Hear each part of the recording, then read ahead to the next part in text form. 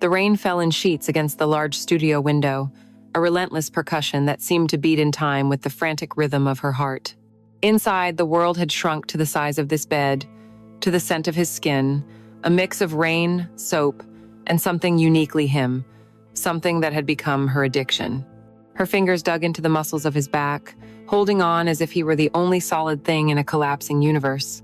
A soft gasp escaped her lips, a sound that was half protest, half plea, as his name tumbled out in a broken whisper, "Liam, please." The word hung in the air, ambiguous and raw. "Please stop," her conscience screamed from a distant, forgotten place. "Please don't ever stop." Her body answered for her, arching against his, chasing a pleasure so sharp it bordered on pain. This was where she lived now, in this space, between right and wrong, between the woman she was supposed to be and the woman Liam made her become. He moved over her, his shadow eclipsing the dim city lights that filtered through the glass, and his eyes, dark and intense, held hers. They said everything she couldn't, everything she was too afraid to admit. In his gaze, she wasn't Alara, the meticulous art curator, the dependable fiancé to a good steady man named Mark. No, Mark was a ghost in this room, a name from a different lifetime. Here, under Liam's touch, she was just a woman undone, stripped bare of all her careful pretenses. His lips found the hollow of her throat, and the thought of Mark, of her carefully constructed life in Manhattan, dissolved like sugar in the storm. This small, cluttered apartment in Brooklyn, filled with the ghosts of his photographs and the scent of developing chemicals, had become her only reality, her sanctuary and her sin. Each stolen moment here was a betrayal, a thread pulled from the tapestry of her life, and she knew, with a terrifying certainty, that soon there would be nothing left but ruins. But as he whispered her name back to her, his voice thick, with a desire that mirrored her own, none of that seemed to matter. There was only the rain, the tangled sheets, and the intoxicating, ruinous truth of his body against hers. The silence in their apartment was a carefully curated thing, as meticulously arranged as the minimalist furniture and the single, perfect orchid on the polished concrete countertop. It was a wealthy silence, the kind that absorbed the city's distant hum, leaving only the clean, unobtrusive sounds of a life well managed. The gentle clink of Mark's fork against his ceramic plate was a soft, rhythmic counterpoint to the drone of the evening news playing on a television muted in the corner of his eye. They ate like this most nights, seated at opposite ends of a long, reclaimed wood table that was meant to host dinner parties for 12, but had only ever seated the two of them. The meal was, as always, healthy, balanced, and delivered from a gourmet service that specialized in portion control for busy professionals. Tonight, it was seared salmon with a quinoa salad. Alara pushed a stray grain around her plate with the tines of her fork. She knew this life was a dream, the kind of dream she was supposed to have. The apartment, with its floor-to-ceiling windows, offered a view of the Manhattan skyline that looked like a carpet of scattered diamonds. Mark, her fiancé of 5 years, was the embodiment of stability. He was handsome in a clean-cut, predictable way, his hair always perfectly styled, his shirt always impeccably pressed. He was kind, he was loyal, and he loved her in the steady, unwavering way one loves a valuable and beautiful investment. The preliminary numbers on the Henderson merger came in today, Mark said, dabbing the corner of his mouth with a linen napkin. It's looking even better than we projected. If this closes next quarter, our timeline for the Hamptons house moves up by at least 6 months. He smiled at her, a confident, satisfied smile that didn't quite reach his eyes. His eyes were on the future, always. On the next goal, the next acquisition. What do you think about breaking ground in the spring? We could have it ready by the following summer. I was looking at architects, found a guy who does incredible work with natural light and open spaces. Very sustainable. Alara looked up from her plate and produced a smile of her own. It was a familiar expression, one she had practiced in the mirror. It was her happy and supportive partner smile. That's wonderful, Mark. Really. Spring sounds perfect. Her voice was a soft echo in the cavernous room. What she wanted to say was that the Hamptons house felt like just another box to tick on a life plan she hadn't realized she'd co-authored.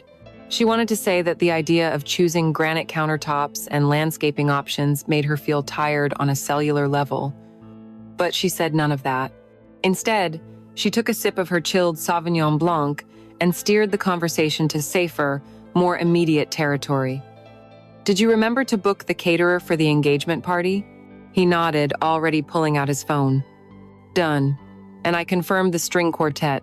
My mother sent over her final guest list, by the way. It's extensive." He scrolled through his screen, his brow furrowed in concentration. "We'll need to adjust the seating charts again." Alara watched him, a man so thoroughly in control of every detail of their shared existence.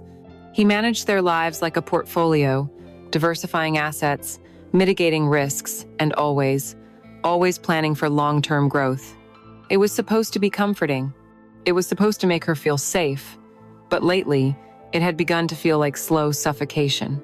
She felt less like a partner and more like the most prized possession in his collection. Her mind drifted away from seating charts and vacation homes.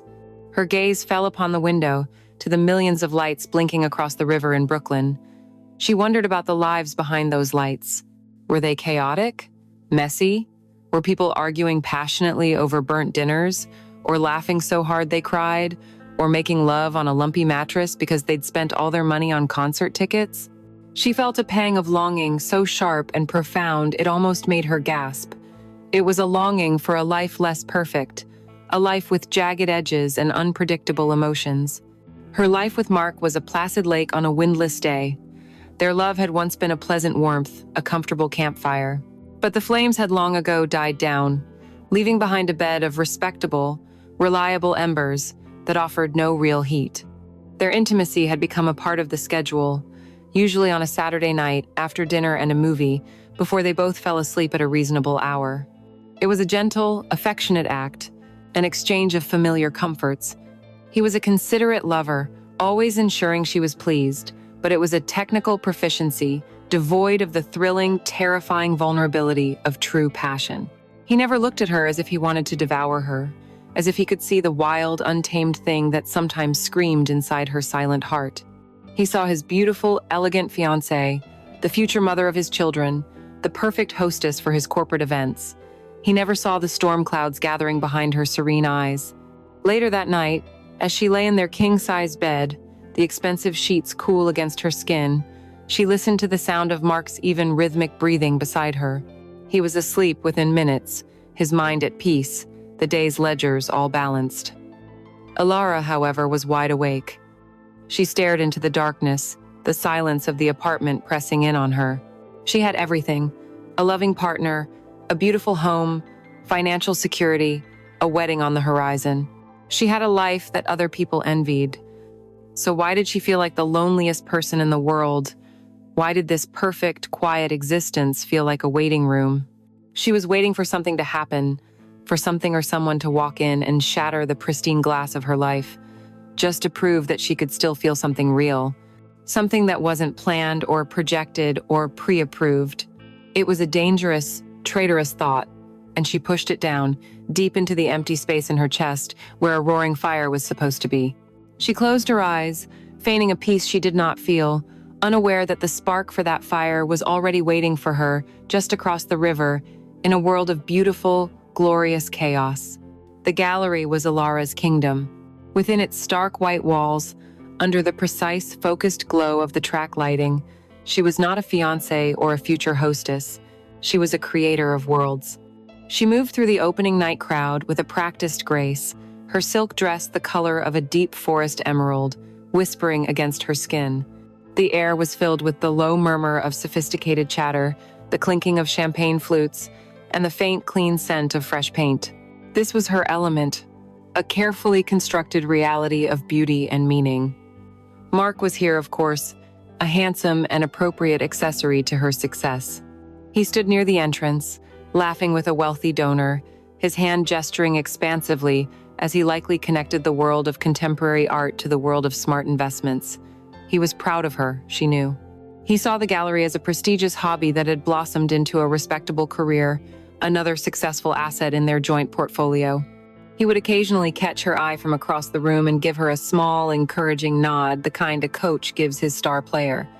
It was a gesture of ownership, of shared victory, and tonight, for the first time, it made her feel a chill. She was discussing the nuance of a particular artist's brushwork with a critic from the times when she felt it. A gaze. It wasn't the passing appreciative glance of a patron or the scrutinizing stare of a buyer.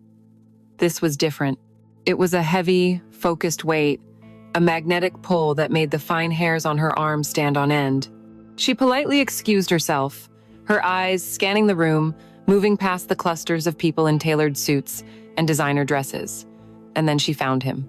He was leaning against the far wall, beside his own collection of photographs, a world away from the polished crowd that surrounded him. He was the artist, Liam. He wore a faded black t-shirt under a worn leather jacket, his dark jeans scuffed at the knees. His hair was a little too long, falling across his brow in a way that seemed intentionally careless, and a dark stubble shadowed his jawline. He wasn't trying to sell himself or his work. He held a glass of whiskey, not champagne, and watched the room with a look of detached amusement, but his amusement faded when his eyes met hers. The intensity was startling. It felt less like a look and more like a physical touch, a jolt of electricity that traveled from her eyes straight to the pit of her stomach. Her duty as curator was the perfect excuse. She navigated the room, the emerald silk of her dress parting the crowd like water. As she approached, he didn't smile or offer a polite greeting. He simply watched her come, his gaze unwavering.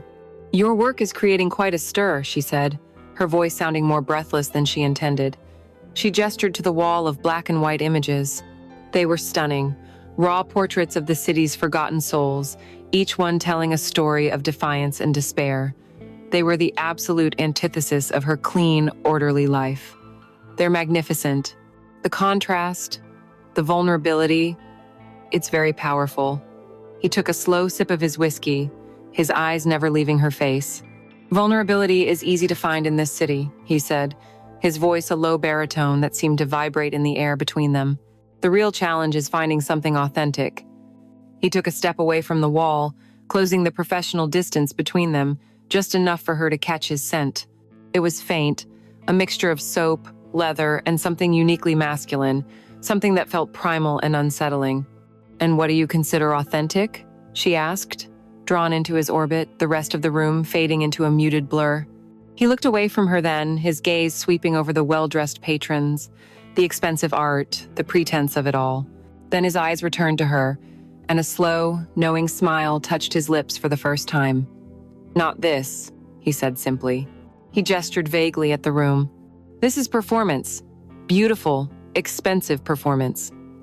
His eyes dropped from her face, tracing the neckline of her dress, lingering for a moment on the hollow of her throat before meeting her gaze again. "But every now and then, you find something real, even in a place like this." The air grew thick, charged with an unspoken current. She should have ended the conversation there, moved on to the next artist, the next donor. But she was rooted to the spot, held captive by the sheer force of his attention. Mark had never looked at her like this. No one had. It felt dangerous. It felt like being truly seen. He leaned in slightly, his voice dropping to a near whisper, meant only for her. "I have to be honest with you, Miss Curator," he began, his lips quirking. "The most compelling work of art in this gallery tonight isn't hanging on a wall." She felt a blush creep up her neck, a hot, unwelcome tide of emotion. She prepared a polite, dismissive response, the kind she'd used 1,000 times before, but he gave her no time to speak. "It's that dress," he continued, his voice soft and deliberate. "That specific shade of green. It's a bold choice. It absorbs all the light in the room and turns it into something alive. It makes the gold flecks in your brown eyes look like they're on fire." He paused, letting his words sink in. Mark would have said, "The dress is nice, honey. Is it new?" But Liam saw it as an extension of her. He saw the color, the light, the texture, and how it all connected to the woman wearing it. He saw her not as an object to be admired, but as a composition to be understood. He was seeing her soul through the silk. She finally found her voice, but it was just a stammer. Thank you. I should circulate." She turned away abruptly, her heart hammering against her ribs like a trapped bird. She felt his eyes on her back as she walked away, a burning heat that seemed to penetrate the expensive fabric of her dress. She found Mark by the bar, laughing with an investor. He wrapped an arm around her waist and kissed her cheek. "You're a hit, babe," he said, his breath smelling of champagne and success. "Abernathy is practically eating out of your hand. Did you see the look on his face when you were explaining that ridiculous sculpture?" He hadn't seen her talking to Liam. He hadn't noticed the flush on her cheeks or the slight tremor in her hands. He saw the successful curator, the accomplished partner. He was blind to the woman who had just been fundamentally, irrevocably altered by a 5-minute conversation with a stranger. Later that night, in the quiet sanctuary of her bedroom, she slipped the emerald dress off her shoulders, letting it pool at her feet like liquid moonlight. She stood before the mirror and looked at herself, really looked at herself, for the first time in years. The woman staring back was not Mark's sensible fiancée. She was the woman in the green dress, the one with fire in her eyes. And with a terrifying, exhilarating certainty, she knew she would do anything to be seen that way again. It began, as these things often do, with a lie of omission. An email appeared in her inbox the day after the gallery opening. The sender was simply, "Liam." The subject line contained a single word, authenticity. Alara's heart gave a violent lurch against her ribs, a frantic bird in a cage of bone. For a full minute, she just stared at the screen, her cursor hovering over the message, a strange sense of both dread and exhilaration washing over her. She imagined Mark's reaction if he were looking over her shoulder. He wouldn't be suspicious, not at first. He would see it as a professional follow-up, a networking opportunity. His mind, so linear and logical, would never leap to the conclusion that her body already had. That single word on the screen was not about art. It was a continuation of the silent, charged conversation they'd started with their eyes. She finally clicked it open. The message was brief, almost deceptively casual. He thanked her for including his work in the show and said he'd been thinking about their conversation. He suggested they continue it sometime, perhaps over coffee, to discuss his next project. It was the perfect pretext, a clean, professional invitation that betrayed none of the intensity that had simmered between them. It gave her plausible deniability, yet she knew. This was a door being held open, an invitation to step out of her life and into his. She spent 10 minutes crafting a reply that took only 30 seconds to write. Her fingers hovered over the keyboard, composing and deleting sentences. Too eager, too cold, too formal. Finally, she settled on a simple, measured response, the kind of email a curator would send to an artist. "Thank you, Liam. I'd be very interested to hear about your new project. Let me know what time works for you." She hit send before she could lose her nerve, the click of the mouse sounding as loud as a gunshot in the quiet of her office. Their first meeting was at a small, unassuming coffee shop in the West Village, a place of worn wooden floors and the rich, comforting smell of roasted beans. It was neutral territory, a public space that felt safe. But the moment he walked in, the entire room seemed to reorient itself around him. He brought the cold autumn air in with him, his leather jacket looking even more worn in the daylight, his eyes just as intense. The conversation, at first, clung to the safe shores of their shared profession. They talked about technique, about the shifting landscape of modern photography, about other artists they admired. But with Liam, even the most academic topics felt deeply personal. He didn't just discuss a photograph, he dissected its soul, the emotion captured in the fleeting instant between one breath and the next. And as he spoke, he watched her. He watched the way her brow furrowed when she was concentrating, the way she tucked a stray strand of hair behind her ear, the way her lips curved when she was about to make a point. She found herself talking more than she usually did, voicing opinions and ideas she'd kept locked away, afraid they weren't sophisticated enough for the world she inhabited with Mark. With Liam, there was no judgment, only a deep, unnerving curiosity. He wasn't listening to be polite, he was listening to understand. Soon, one coffee turned into 2, then 3. The meetings began to change shape. The pretense of discussing his project wore thin, replaced by a raw, mutual desire to simply be in each other's presence. The coffee shops were abandoned for long, aimless walks. He showed her his New York, a city that existed in the shadows and alleyways, in the faces of street musicians and the peeling paint of old buildings. It was a city of grit and poetry, so different from Mark's world of gleaming skyscrapers and exclusive clubs. During a walk through a brisk November afternoon in Central Park, his hand brushed against hers. It was a fleeting, almost accidental touch, but it sent a shockwave up her arm.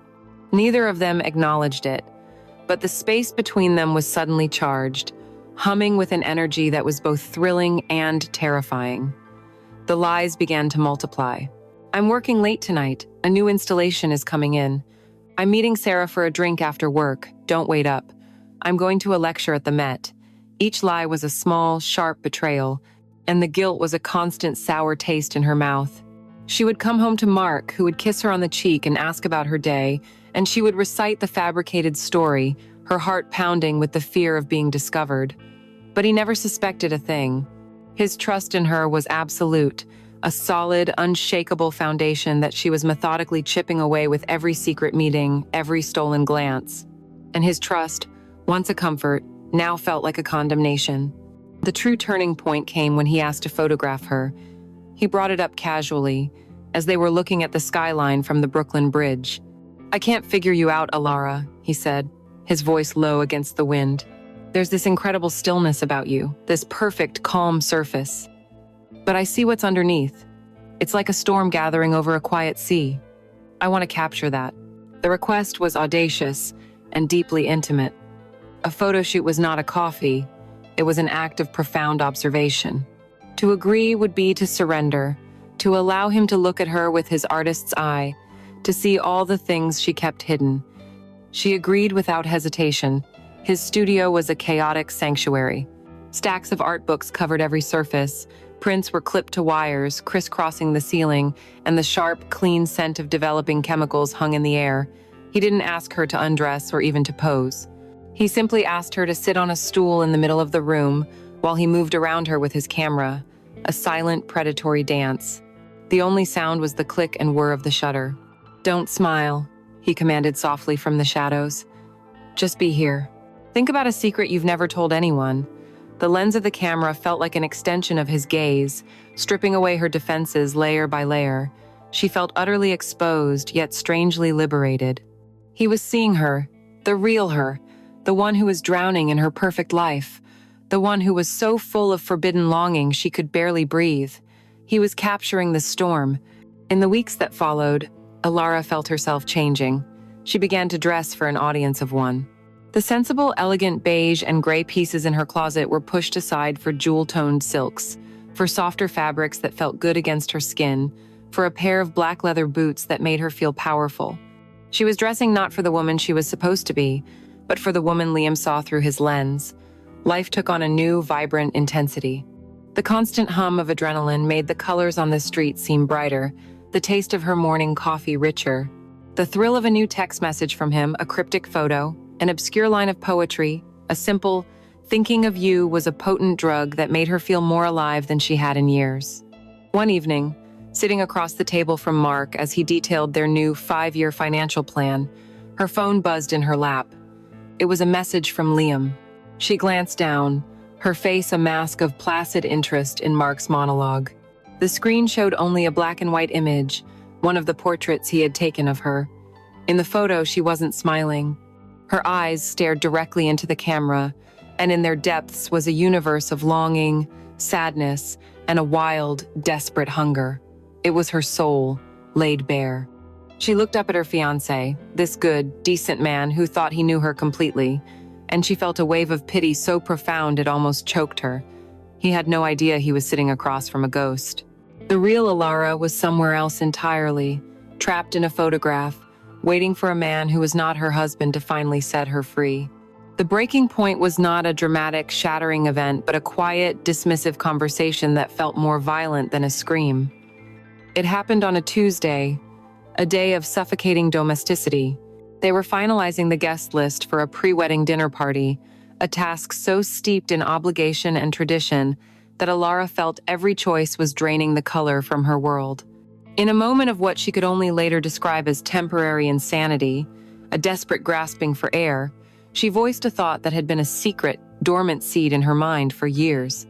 "Mark," she said, placing her pen down on the list of his mother's friends, "what would you think if I took a sabbatical from the gallery, for maybe 6 months? I've been thinking about painting again. Really painting, not just for a weekend.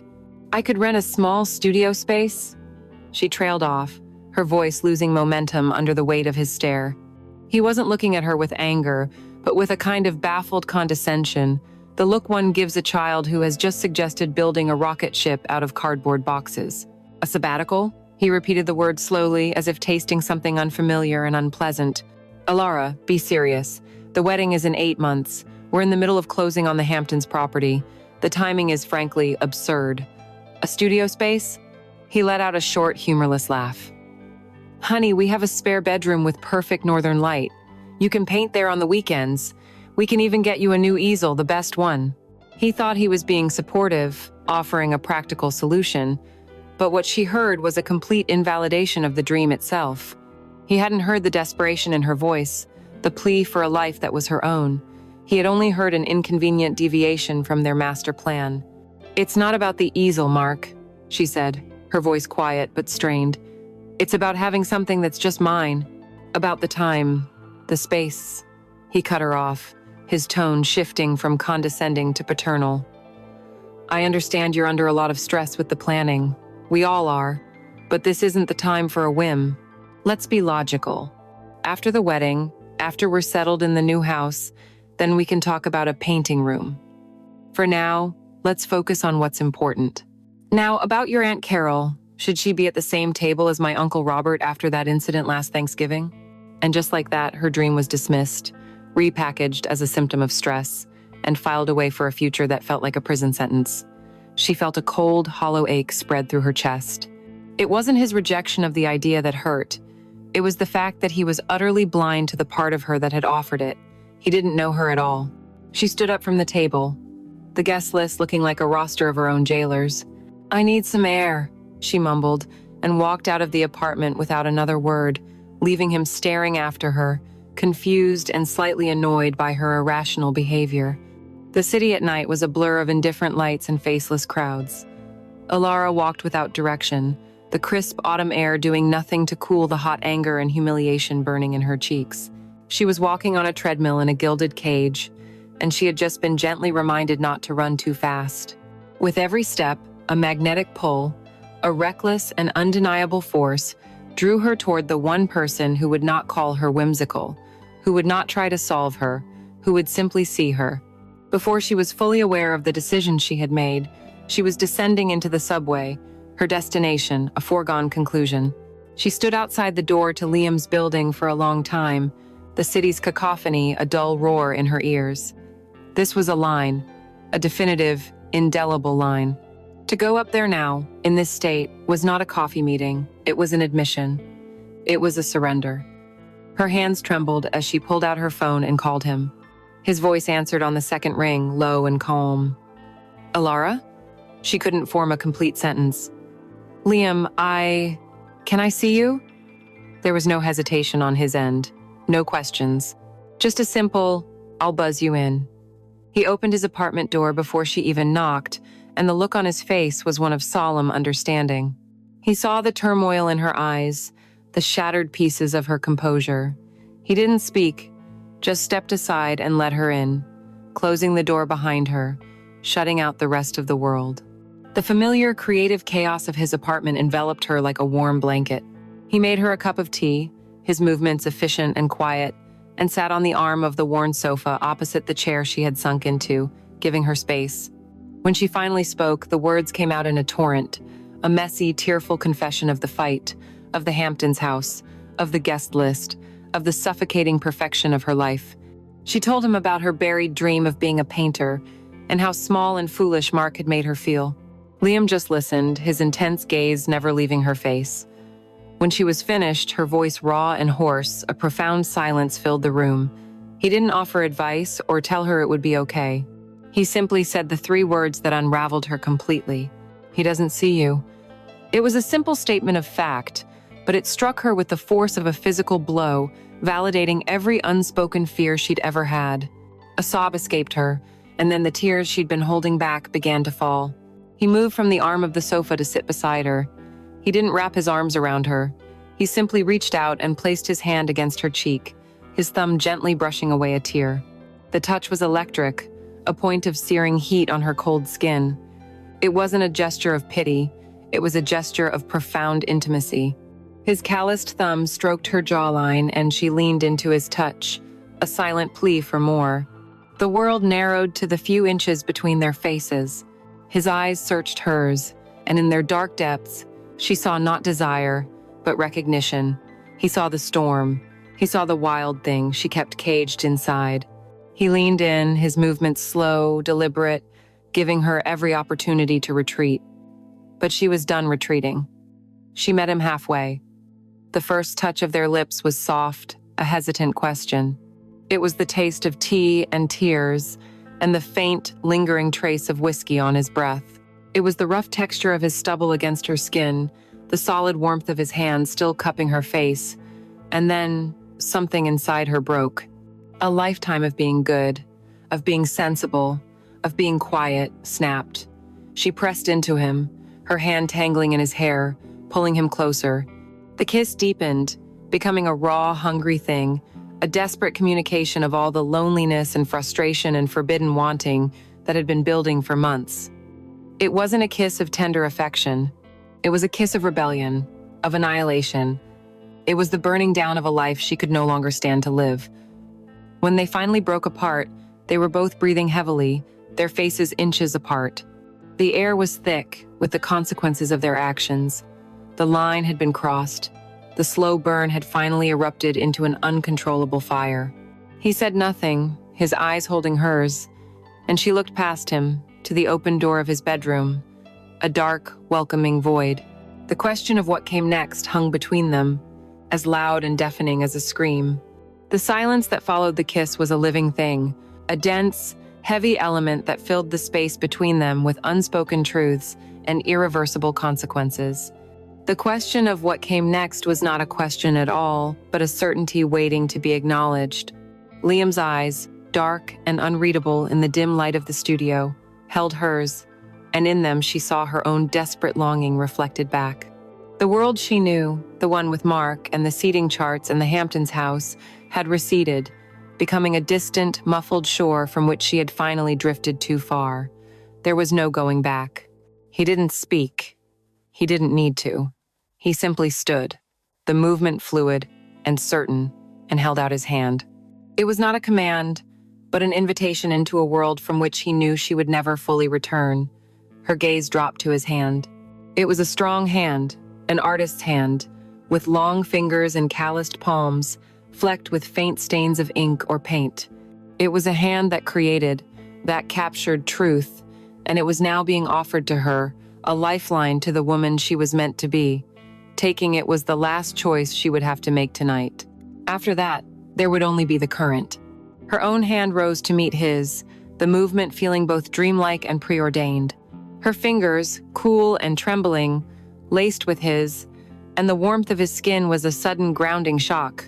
He squeezed her hand gently and led her from the worn velvet sofa, across the few feet of wooden floor that separated the living space from his bed. The short walk felt like a pilgrimage, past the looming shapes of his enlarger and developing trays, past the ghostly portraits clipped to a wire on the wall. She was walking away from one life and into the heart of another. The bedroom was not a separate room, but a corner of the vast studio, partitioned by a row of overflowing bookshelves. The only light came from the city itself, a soft, ambient glow filtering through the massive window, casting long, dancing shadows that made the space feel intimate and secret. He brought her to the edge of the bed and turned to face her, his hands coming up to frame her face. "Alara," he whispered, her name a prayer on his lips. He kissed her again, a slow, deep kiss that was nothing like the frantic collision on the sofa. This was a kiss of intent, of possession, a confirmation of the territory they were now entering. His fingers went to the buttons of her silk blouse, his movements slow and deliberate, unfastening them one by one. He was not just undressing her, he was unwrapping her, peeling back the layers of the woman she presented to the world to find the one he knew was hiding underneath. The blouse slid from her shoulders, pooling at her elbows. His breath hitched as his eyes took in the sight of her in the dim light. She was wearing a bra of deep navy lace, a secret indulgence she had bought weeks ago with him in mind. It was a stark, beautiful contrast against the pale skin of her chest. "You knew," he murmured against her jaw, his voice thick. It wasn't a question. He knew this was not the lingerie of a woman content in her life. This was the armor of a woman preparing for a beautiful war. His hands traced the delicate edge of the lace, his touch sending a tremor through her entire body. She, in turn, reached for the hem of his t-shirt, her fingers brushing against the hard warmth of his abdomen as she pulled it over his head.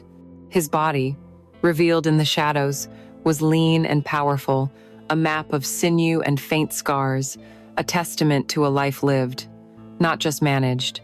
It was real, authentic, everything she craved.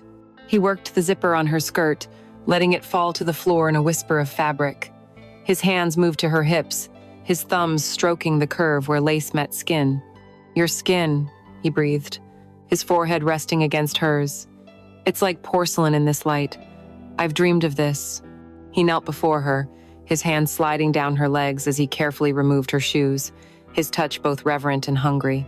When she stood before him in nothing but the dark lace, she felt not shame or vulnerability, but a profound sense of power. This was her. This was the woman who had been dormant for a decade. He rose and lifted her into his arms as if she weighed nothing, carrying her the final step to the bed. The sheets were cool and smelled of him, a clean, masculine scent that was intoxicating. He came down over her, his weight a comforting, possessive pressure.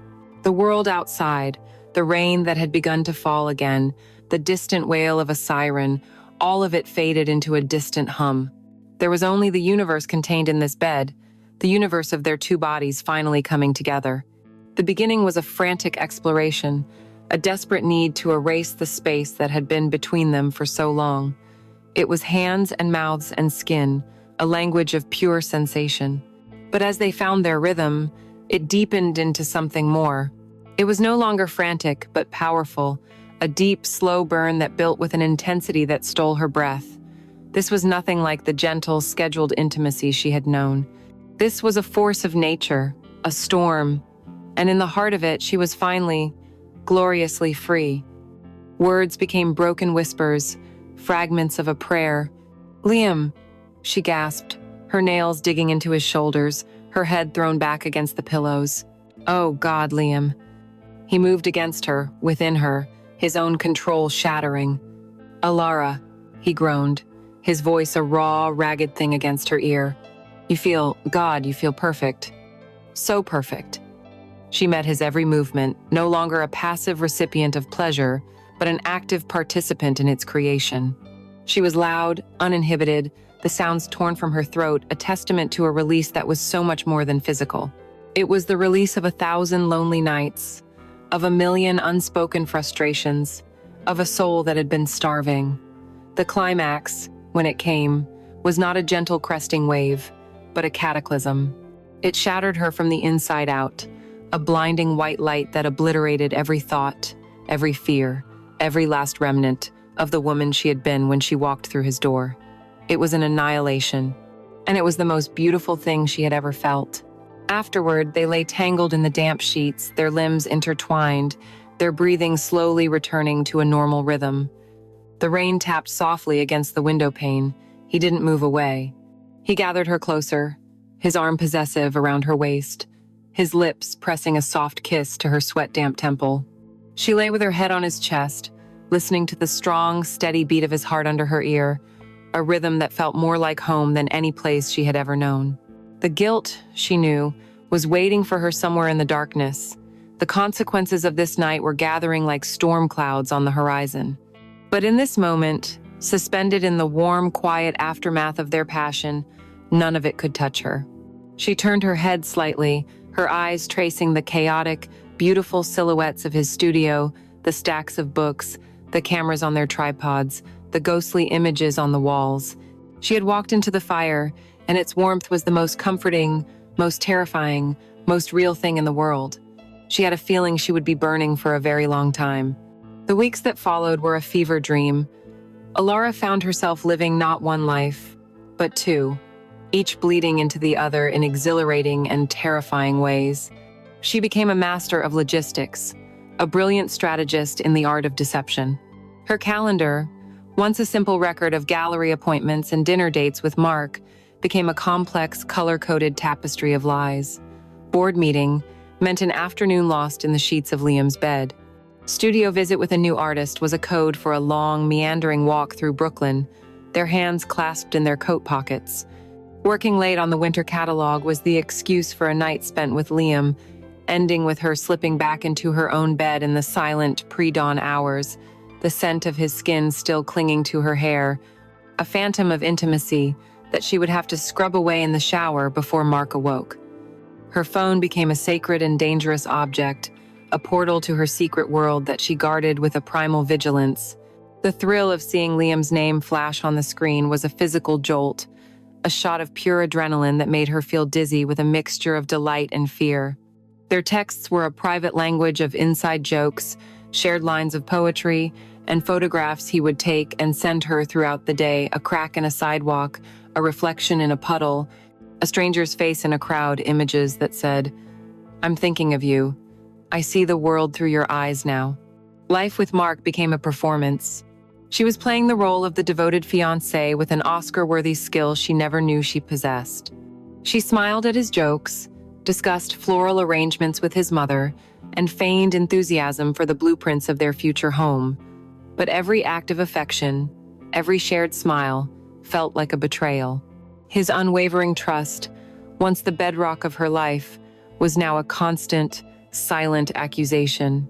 Sometimes, he would reach for her in the night, his touch gentle and familiar, and she would have to force herself not to flinch, her body still humming with the memory of Liam's rougher, more demanding hands from only hours before. The guilt was a physical thing, a cold, heavy stone in the pit of her stomach. But the moments with Liam were a powerful anesthetic. He was not just a lover, he was her confidant, her intellectual equal, the missing half of a conversation she had been waiting her whole life to have. They were insatiable, not just for each other's bodies, but for each other's minds. Their affair was a world unto itself, and in its intoxicating atmosphere, they grew bolder, more reckless, fueled by the feeling that they were untouchable. The risk became part of the seduction. One afternoon, she went to his studio under the legitimate guise of viewing the contact sheets from her portrait session. She found him in his dark room, a small, windowless space that smelled of vinegar and fixer. The only light was the eerie, crimson glow of the safe light, which painted everything in monochrome shades of red and black.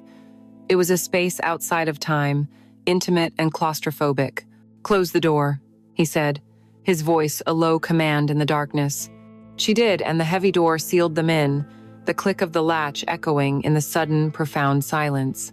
He turned from the tray of chemicals, his eyes glittering in the red light, and pulled her toward him.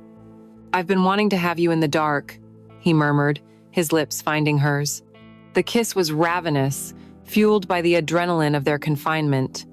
The danger of someone knocking, of an assistant coming in, was a potent aphrodisiac.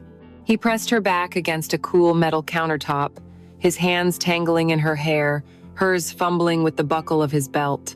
It was a hurried, almost violent coupling, a stark contrast to the slow, languid lovemaking of their first night. This was pure, unadulterated lust, a desperate, silent act performed in a world of crimson shadows. She watched their distorted silhouettes moving on the wall, two dark shapes merging into one, and felt a thrill so sharp and illicit it left her breathless. This secret, passionate life had an unexpected side effect. It made her radiant. A fire had been lit inside her, and its glow was visible to everyone. Her colleagues at the gallery commented on her newfound energy. Her friends remarked that they hadn't seen her this happy in years. She was more confident, more daring in her curatorial choices, her mind sharpened by the constant intellectual sparring with Liam. The passion had spilled out of the bedroom and was illuminating every corner of her life. The most painful irony was that Mark noticed it too. He saw her transformation, but he was completely blind to its source. One evening, as she was getting ready for a charity gala, she stood before the mirror in a new dress. It was a backless, deep crimson gown, a bold and sensual choice, worlds away from her usual palette of muted, elegant colors. Mark came up behind her, his hands resting on her shoulders. He stared at their reflection, his expression one of pure admiration. "My God, Alara," he said, his voice filled with genuine awe. "You look stunning, absolutely glowing. He smiled, a proud, happy smile. All this wedding excitement really suits you. I've never seen you so vibrant. He kissed her shoulder, oblivious to the way she stiffened at his touch. Every word of his praise was a dagger of guilt. He was complimenting a woman he no longer knew. He was admiring the beautiful, shimmering surface of a life that was rotting from the inside out. She had to force herself to smile back at his reflection. "Thank you, darling," she said, her voice sounding strange and distant to her own ears. The lie was becoming her life. The exhilaration of the affair was inextricably bound to the agony of her deceit. She existed in a state of perpetual, high-strung vigilance, constantly listening for the click of a door, the buzz of a phone, the one slip-up that would bring her two separate worlds crashing down upon her. She began to feel like a ghost haunting two houses, fully present in neither.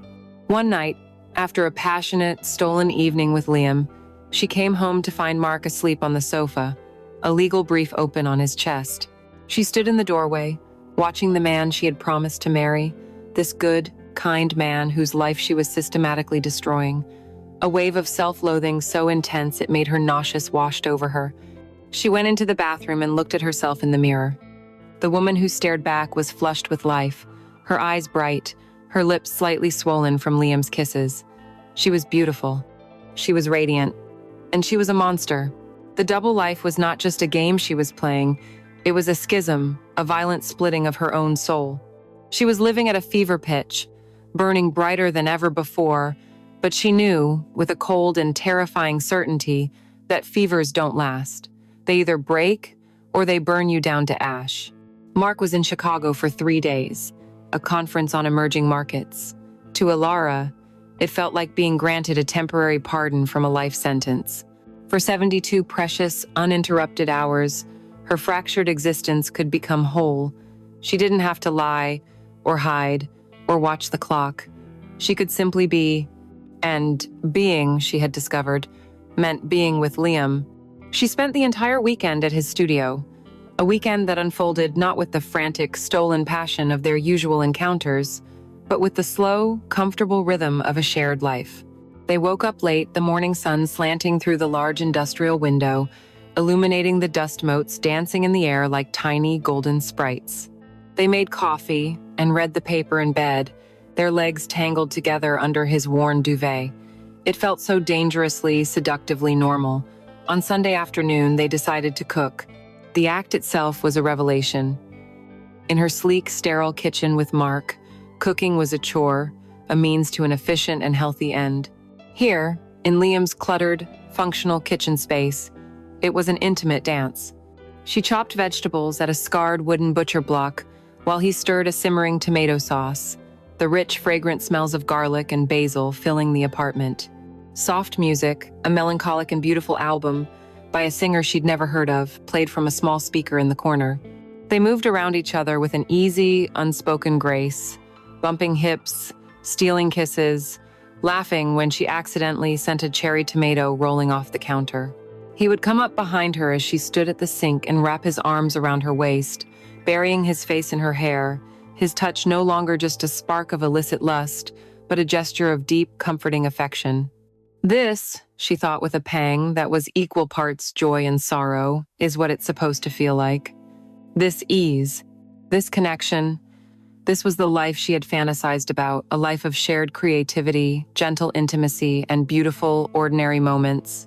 They ate at his small table, the one usually covered in photography books and contact sheets, which they had cleared to make room for 2 plates and a bottle of cheap, delicious red wine. The late afternoon sun cast a warm, golden glow over the room.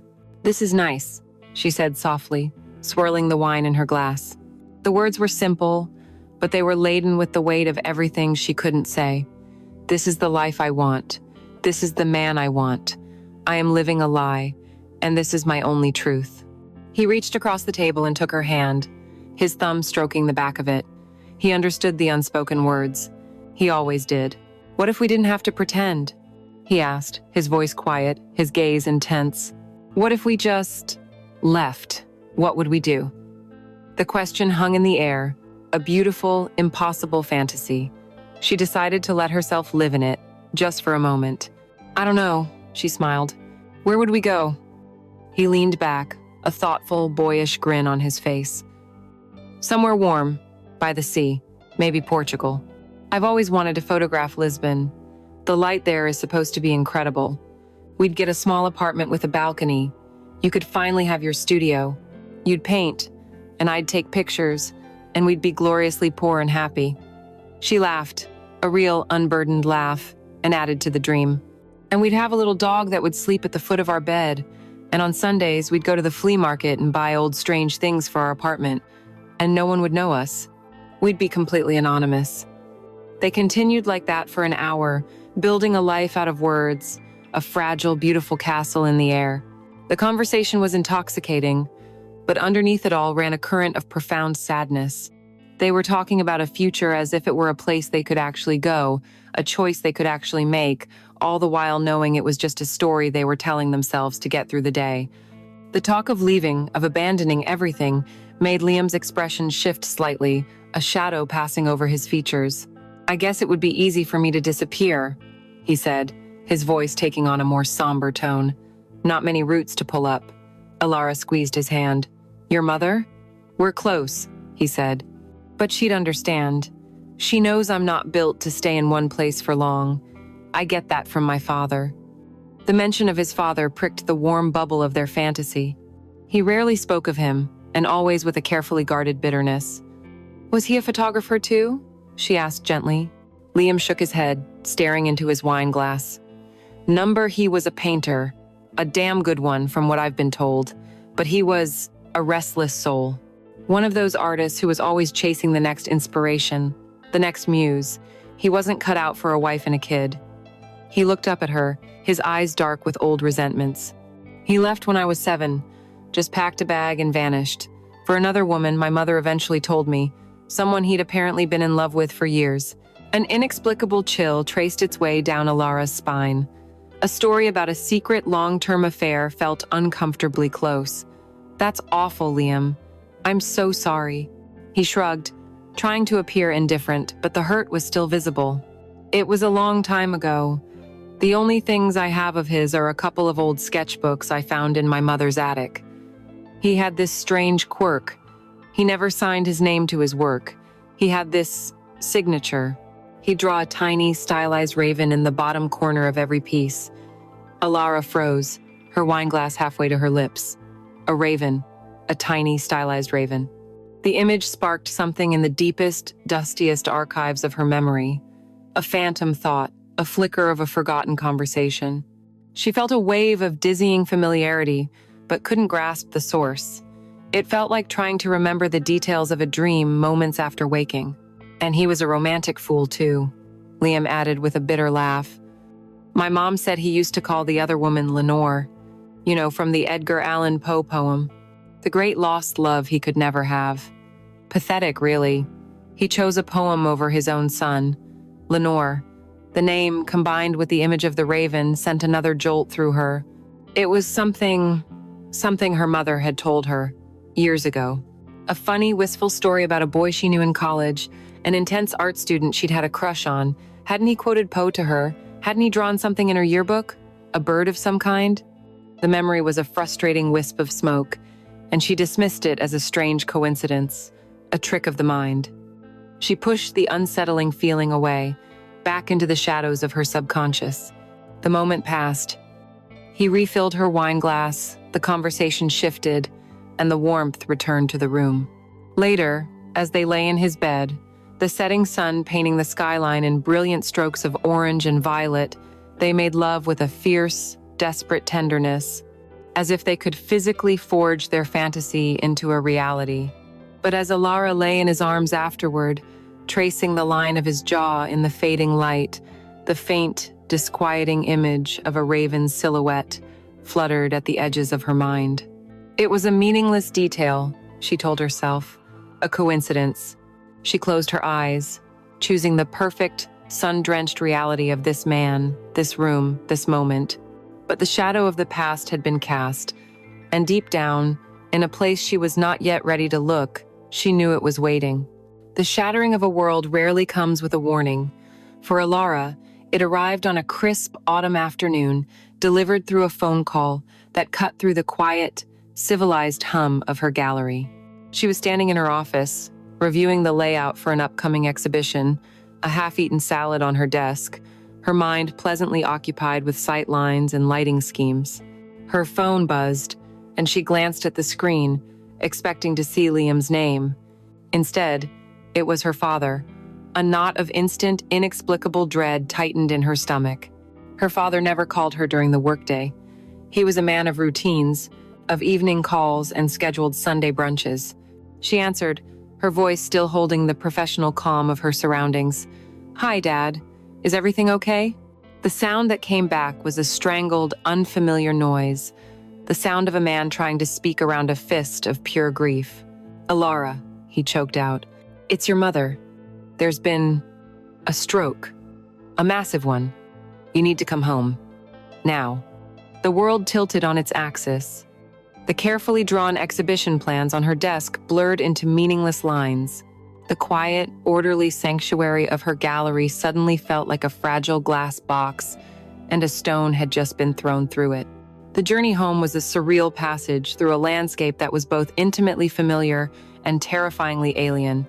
Mark, ever the dutiful fiancé, had canceled his meetings and driven her, his hand resting on her knee in a gesture of solid, practical support. He navigated the traffic of the Long Island Expressway with a grim efficiency, his face set in a mask of appropriate concern. He spoke in low, reassuring tones about treatment options, about the quality of the hospital, about the logistics of taking time off work. He was trying to build a dam of practicalities against a tsunami of chaos, and Alara loved him for it, but his words were a foreign language. They couldn't touch the cold, silent terror that was screaming inside her. Her childhood home, a handsome colonial in a quiet, tree-lined suburb, looked exactly the same, but it felt entirely different. The familiar scent of her mother's rose bushes was overpowered by the faint, antiseptic smell of illness that now clung to the air. The house was hushed, holding its breath. Her mother was there, in a hospital bed that had been set up in the living room, a place once reserved for family gatherings and holiday celebrations. She was diminished, a frail shadow of the vibrant woman she had been, her eyes open but vacant, her body hooked up to a constellation of beeping, humming machines. In the days that followed, Alara's two lives collided and then separated, one relegated to the shadows while the other consumed the light. Mark was a pillar of strength, a master of crisis management. He handled the endless stream of doctors and nurses. He deciphered the complexities of the insurance paperwork. He kept the kitchen stocked with food and made sure her father was taking his medication. He did everything a loving partner was supposed to do, but he was fundamentally incapable of entering the raw, messy territory of her grief. He would find her crying silently in the garden and pat her shoulder awkwardly. "You need to be strong, Alara. For your dad." He would try to distract her with talk of the wedding, of their future, believing he was offering a beacon of hope to focus on. "When this is all over," he'd say gently, "we'll get back to planning. It will be something happy to look forward to." He meant well, she knew. But his attempts at comfort felt like a denial of her pain, an instruction to file her grief away into a more manageable, less disruptive form. He could not sit with her in the darkness. His instinct was always to try to find the light switch. Her only true solace came in stolen moments, in the dead of night, through the small, glowing screen of her phone. Liam was her secret confessor, her anchor in the storm. She would sneak out to the cold back porch, wrapped in a blanket, the phone pressed to her ear, and whisper her darkest fears into the receiver. With Liam, she didn't have to be strong. She could fall apart. He didn't offer platitudes or solutions. He simply listened. He listened as she raged against the injustice of it all, as she cried with the guilt of not having visited more often, as she described the horrifying, intimate details of her mother's decline. He absorbed her pain without judgment. "What are you feeling right now, in this second?" he would ask, his voice a low, steady presence that cut through her panic. His texts were a constant, quiet lifeline throughout the long, terrible days. "I'm thinking of you. Breathe. I'm here." He was the only person who seemed to understand that she didn't need to be fixed, she just needed to be heard. Her emotional dependence on him, already profound, became absolute. The affair, the lies, the physical betrayal all seemed to melt away, leaving only this pure, essential connection. He was the only person in the world she could be completely honest with, and the tragic irony that her honesty with him was predicated on a massive deception to everyone else was a complexity her grief-numbed mind could not begin to process. He was her sanctuary. The end came 2 weeks after the stroke, on a gray, rain-soaked morning.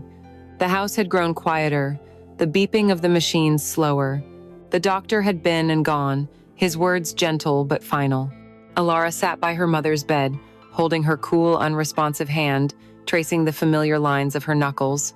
She talked to her, recounting childhood memories, describing the paintings at the gallery, whispering all the things she'd always meant to say. She didn't know if her mother could hear her, but she had to believe she could. Mark stood in the doorway, a silent, uncomfortable sentinel, a visitor in this sacred final space. Her father sat in his armchair on the other side of the room, utterly lost in a private sea of sorrow. The final moments were peaceful, a last, shuddering breath, and then a profound, irreversible silence. The humming of the machines was the only sound left. It was over. The world felt muffled, distant. In the haze of the immediate aftermath, as the funeral home was called and relatives were notified, Alara felt herself drifting, untethered. She walked into the kitchen, a ghost in her own past, and pulled out her phone. Her fingers felt clumsy, numb, as she typed a single, broken message to Liam. "She's gone." His reply came back in less than a minute, 3 simple words that were the only solid thing in her collapsing universe. "I am here."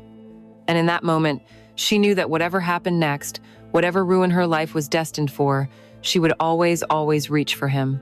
The stage was now set for the final devastating act, the quiet house, now a theater of secrets, waiting for the curtain to rise. The days following the funeral were a featureless gray fog. Time seemed to have lost its meaning, stretching and compressing in unpredictable ways. The house, once emptied of the sympathetic mourners, was filled with a silence that was heavier and more suffocating than any noise.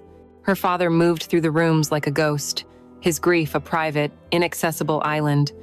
Mark, ever practical, busied himself with the grim algebra of death, dealing with the estate lawyers, canceling credit cards, sorting through insurance policies.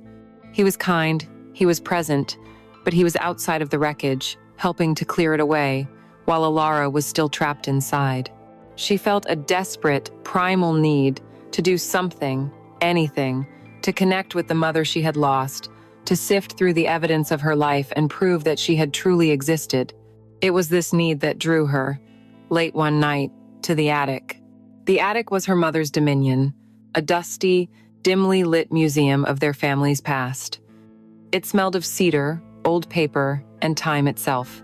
A single bare bulb cast long, dancing shadows, making the familiar shapes of discarded furniture and old toy chests seem like slumbering, forgotten beasts. Alara moved through the narrow pathways, her footsteps muffled by the thick layer of dust. She wasn't looking for anything in particular.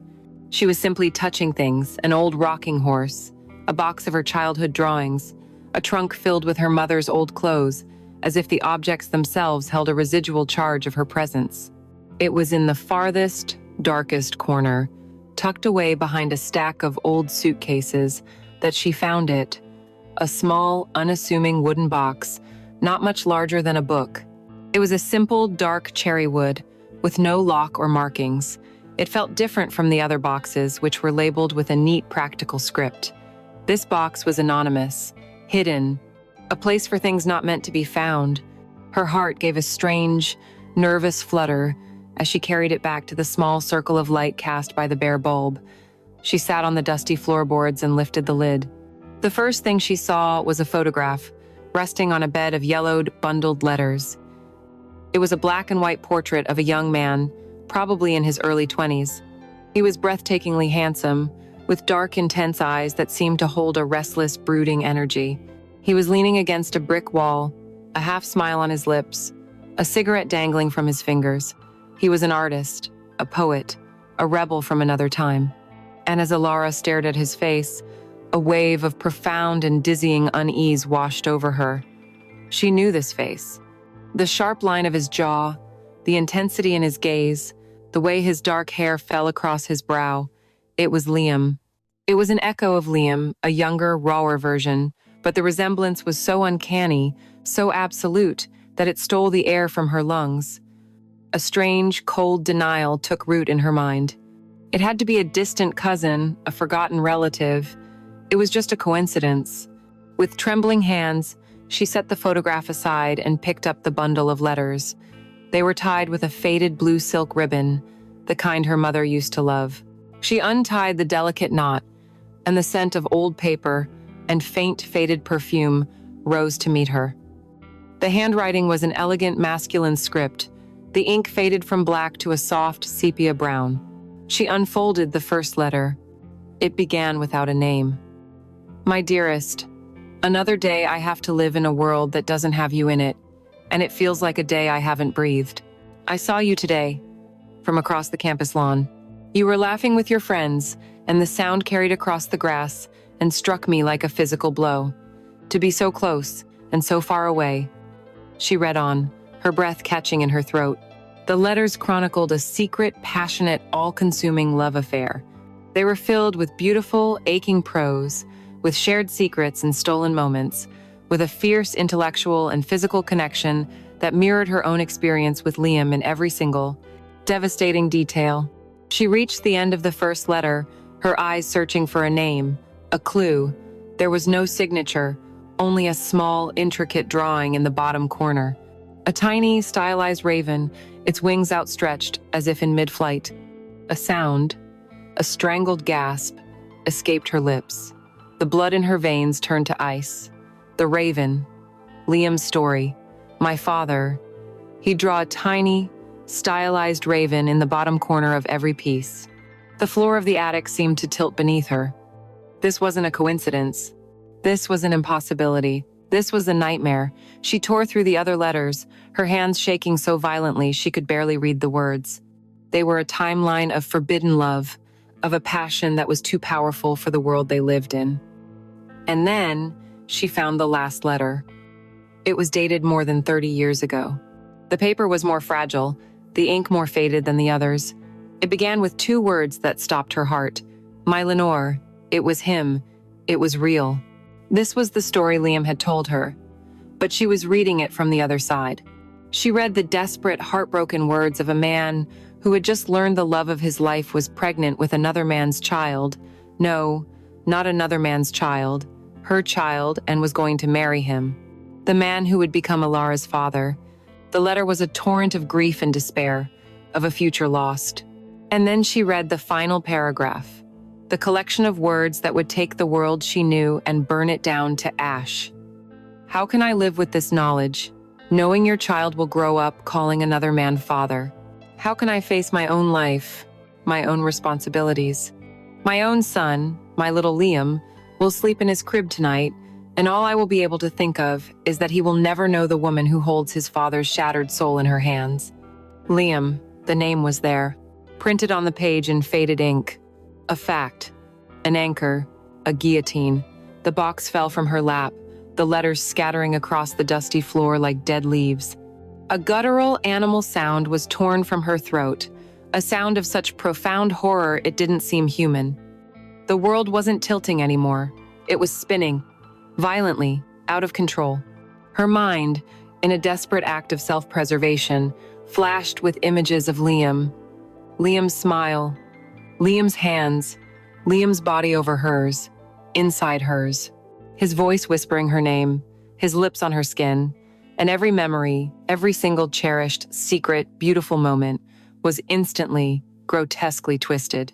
The sublime connection she had felt was not destiny. It was a sick trick of biology, a horrific, primal recognition. The love she felt was a perversion. The passion was a sin. The man she had given her heart, her body, her soul to was her brother, her half-brother. The truth was a physical poison, flooding her system, making her want to tear her own skin off. She scrambled backwards, away from the letters, away from the photograph of the man who was their father, until her back hit the rough wooden wall of the attic. She wrapped her arms around herself, rocking back and forth in the dim, dusty light, trapped in a silent, suffocating scream, the ghosts of 2 generations of forbidden love swirling around her in the darkness. She was not just grieving her mother anymore, she was grieving her entire life, which she now knew had been built upon a beautiful, devastating lie. For what felt like an eternity, Alara remained on the dusty floor of the attic, a prisoner in a mausoleum of her own life. The scattered letters and the lone photograph were artifacts from a buried Pompeii, and she was the sole, horrified survivor of an eruption that had happened 30 years ago.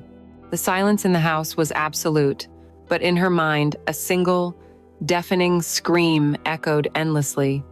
"Brother, he is your brother." The word was a physical violation, a brand of hot iron on her soul. Every memory of Liam was now an exhibit in a trial against herself. His touch was an indictment, his kiss a confession, their love a crime against nature.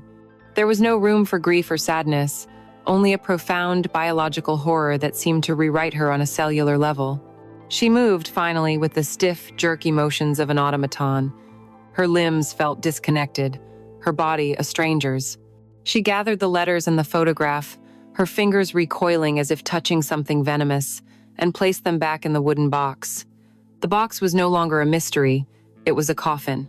She walked down from the attic, a ghost gliding through a sleeping house. Her father was sedated in his room. Mark, exhausted from days of playing the capable man in charge, was asleep in the guest room. No one saw her, as she took her car keys from the hook by the door and slipped out into the cold, silent night. She drove, though she had no memory of the journey afterward. The familiar suburban streets, the glaring lights of the highway, the sprawling silhouette of the city coming into view, it was all a meaningless, blurry backdrop to the horror film playing on a loop inside her head. She couldn't go to his apartment. The thought of that space, of his bed, of the kitchen where they had laughed and cooked, sent a wave of violent nausea through her. That place was a crime scene. She parked her car near the waterfront in Brooklyn and walked, the cold, damp air off the East River doing nothing to clear her head. She found an isolated bench on an old, disused pier, the glittering skyline of Manhattan, a cruel, beautiful spectator to her private apocalypse. She took out her phone, her thumb hovering over Liam's name, a name that was now a curse. Her message was stark, stripped of all emotion. "Meet me, Brooklyn Bridge Park, the old pier by the ferry landing." Now, he must have sensed the wrongness in the words, the terrifying absence of her usual warmth. His reply was immediate. "On my way. Are you okay?" She didn't answer. She just sat on the cold bench, clutching the wooden box on her lap, and waited. When he arrived 20 minutes later, he was a picture of anxious concern, his leather jacket collar turned up against the wind, his face etched with worry. "Alara," he said, his voice laced with relief and fear as he hurried toward her. "What's wrong? You're freezing. What happened?" He reached for her, his hands outstretched to pull her into an embrace, to warm her, to comfort her, and she did something that shattered the world between them before a single word was spoken. She flinched. She physically recoiled from his touch, scrambling back on the bench, a guttural, involuntary sound of revulsion escaping her lips. His hands froze in midair. A look of profound, wounded confusion washed over his face. It was as if she had struck him. "Alara, what is it?" he asked, his voice now a strained whisper. She couldn't speak. Her throat was closed, choked with the unspeakable truth. Her hands, shaking uncontrollably, lifted the lid from the wooden box and held it out to him. Her silence was more terrifying than any accusation. Baffled, he took the box. The first thing he saw was the photograph of the handsome, reckless young man. A flicker of recognition crossed his face. "That's my father," he said, his voice filled with surprise. "Where on earth did you get this?" He looked at her for an answer, but her face was a blank, tragic mask. His gaze then fell upon the bundle of letters. He saw the familiar, faded blue ribbon, and then the elegant script on the top envelope. He pulled it out, and his eyes fell upon the tiny, intricate drawing of the raven. His blood ran cold. "This is his," he began, his voice trailing off as he connected the impossible. He looked from the drawing to her, a dawning dread in his eyes. He began to read, his initial confusion melting into a frantic, desperate search for meaning. She watched him, detached, as his own private apocalypse unfolded before her. She saw the confident set of his shoulders slump. She saw the color drain from his face, leaving his skin a pale, waxy gray under the harsh lights of the pier. She saw his eyes, those intense, beautiful eyes that had seen her soul, now widen with a horror that mirrored her own. He tore through the letters, his breath coming in ragged, shallow gasps. He was no longer reading a story. He was falling through one. He reached the final letter. She watched as his eyes scanned the page, saw the exact moment they landed on the final, damning paragraph. She saw the name, his own name register in his mind. My own son, my little Liam. A strangled, inhuman sound broke from his throat. The letters slipped from his numb fingers and scattered at his feet, carried by the cold river wind. He staggered back. A step, then two, his hand coming up to his mouth as if to stifle a cry or to keep himself from being sick. He stared at her, not as a lover, not as a friend, but as a co-conspirator in a crime they hadn't known they were committing. The love, the electrifying passion, the soul-deep connection that had defined them had been a lie. It didn't just vanish. In the space of a single horrifying heartbeat, it curdled. It twisted into something monstrous, something shameful and grotesque. He was looking at his lover and seeing his sister. No, he whispered, the word a ragged plea to an indifferent universe. Tell me it's not. It can't be. Alara finally found her voice. It was a dead, hollow thing, a sound from the bottom of a well. It is, she said, and in those two simple words, their world ended. The memories of their nights together flashed in their minds, no longer beautiful, but hideously profane. Every kiss was now a violation, every touch, an act of incest, every whispered endearment, a blasphemy. They were two sides of the same tragic coin, bound forever by a secret that had incinerated them both. He stood there for a long moment, his body shaking, his face a canvas of utter devastation. He opened his mouth to speak again, but no words came. There were no words for this. There was nothing left but the ash of what they had been.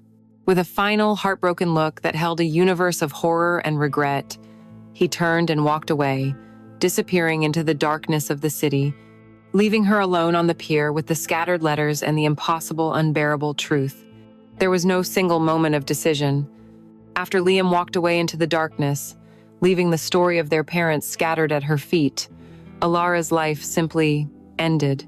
The person she had been, the curator, the fiancé, the lover, had died on that cold pier. The woman who drove back to her parents' house in the sterile pre-dawn light was a hollowed-out shell, a body moving on muscle memory alone. The dismantling of her life was a quiet, methodical affair, performed with the detached efficiency of a stranger. The breakup with Mark came a week later. There was no shouting, no dramatic confrontation. She sat him down in the living room of the apartment they had shared, a space that now felt like a meticulously designed stage set for a play that had closed, and she told him it was over. She offered no real explanation, because there was none she could give. How do you tell the man you promised to marry that you have become a living, breathing sacrilege? How do you explain a horror that has no name? She gave him vague, cruel kindnesses instead. It's not you, it's me. I'm not the person you think I am. I can't be the wife you deserve. He was by turns baffled, angry, and heartbroken. He searched her face for a clue, for the Alara he knew, but she was no longer there. All he saw was a cool, distant stranger with haunted eyes. He deserved the truth, she knew, but the truth was not hers to give. It was a secret she and Liam were now condemned to carry to their separate graves. So she let him believe she was cold, that she was capricious, that she had simply fallen out of love. It was a final, terrible gift, allowing him to hate her, because hatred was a clean, understandable emotion. The truth was a contagion she could not allow to spread. She resigned from the gallery the following week, walking away from a career she had painstakingly built, a world of beauty that now seemed like a grotesque mockery. She sold her half of the apartment to Mark, took her share of the money, and simply vanished. She moved to a quiet, unremarkable city in the Pacific Northwest, a place known for its persistent, cleansing rain. She rented a small, anonymous apartment and took a job in a university library, a place of profound silence, where she spent her days surrounded by the stories of other people's lives, a welcome distraction from the ruins of her own. She never saw anyone from her old life. She never spoke to Liam again. The silence between them was absolute, a shared, unspoken vow. In moments of profound weakness, late at night when the loneliness was a physical ache, she would type his name into a search engine, but it was as if he had followed her into oblivion. His website was gone, his professional profiles deleted. He had erased himself as thoroughly as she had. They were two ghosts haunting different coasts. Years passed. The sharp, serrated edges of her trauma slowly wore down into a dull, constant ache. She lived a life of careful, deliberate solitude. She had no lovers and few friends. She had built a wall around herself, not of anger, but of a quiet, impenetrable sadness. Then, one autumn, an old friend's wedding forced her to return to New York. The city was a sensory assault, every street corner holding a memory she had tried to bury. On her last day there, she was walking down a crowded street in Soho, a cold, misty rain beginning to fall, when she saw him. He was across the street, emerging from a bookstore, his hands shoved deep into the pockets of a dark coat. He looked older, thinner. The vibrant, rebellious energy that had once drawn her to him was gone, replaced by a deep, weary stillness. He looked like a man carrying an impossible weight. For a single, heart-stopping second, as the river of taxis and pedestrians flowed between them, their eyes met. There was no shock of recognition, only a deep, sickening jolt, a silent acknowledgement of their shared, incurable wound. It was a look that contained everything and nothing. It held the ghost of their passion and the full weight of their shame. It was the look of two soldiers from an unspeakable war, meeting by chance in peacetime, the horrors they had witnessed still screaming in their eyes. There was no anger, there was no longing. There was only the horrifying, unbreakable bond of their shared trauma. A city bus hissed to a stop between them, obscuring her view. By the time it pulled away, he was gone. It was the last time she would ever see him. Back in her quiet life, in her silent apartment, the encounter left a permanent afterimage seared into her mind. That single, fleeting glance had stirred the ashes, forcing her to confront the question that would haunt her for the rest of her days. What was it that had drawn them together with such magnetic, cataclysmic force? Was it some cruel cosmic joke, a love story written in the stars by a malevolent god? Or was it something far more primal and unsettling? Was it a pull of the blood? A deep biological recognition that they had tragically, ignorantly, misinterpreted as a meeting of souls? The love had felt real. The way he saw her, the way their minds had connected, the way her body had come alive under his touch. It was the most profound and authentic experience of her entire life. Does a biological fact negate an emotional truth?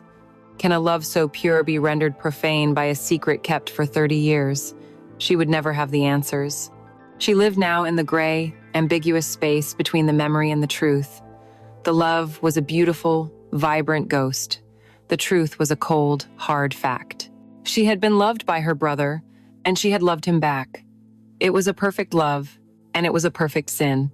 And she was left with nothing but the silence and the faint phantom feeling of a touch she could never forget and could never, ever be forgiven for.